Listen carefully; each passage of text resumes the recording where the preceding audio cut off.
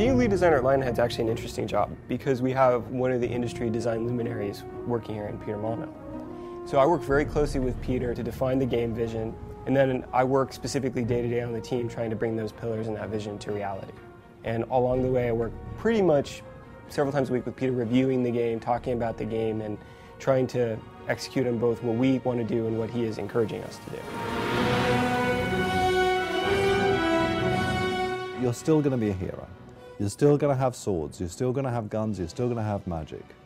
But this time you're going to be leading a country as well as that. We're not going to make it easy for you though. There are going to be challenges in your rule. Like many of us have seen, the leaders that we elect in today's world often age badly in the first couple of weeks when they realise the enormity of the problem that they're taking on. We have always been a game that tries to be fairly accessible and something that hits a broader audience. So with Fable 3, what we're doing is keeping that foremost on and thinking about building it. But those that are long-term Fable fans won't be disappointed. Everything that they've loved about the Fable franchise will still be there.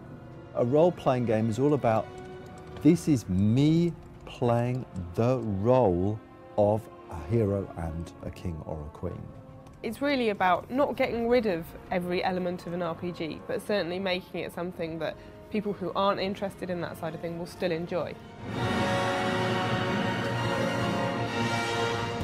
New technology in Fable 3, I think the main thing for me is Simon nodding in the background.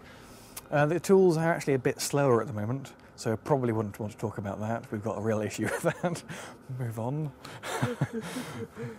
Obviously, with Fable 2, we had a stable code base to work from, so we've mostly been working on new, cool things to go and put into the game.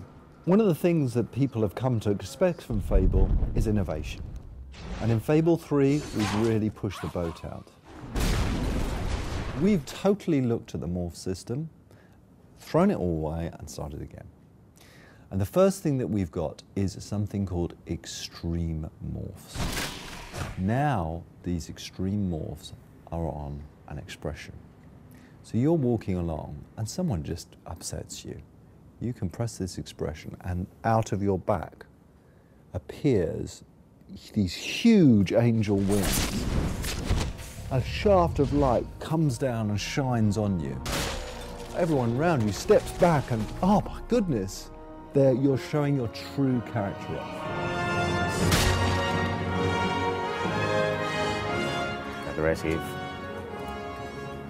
mild, stern.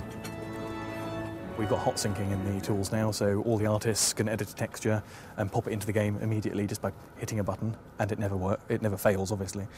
Can I redo that bit? Never works.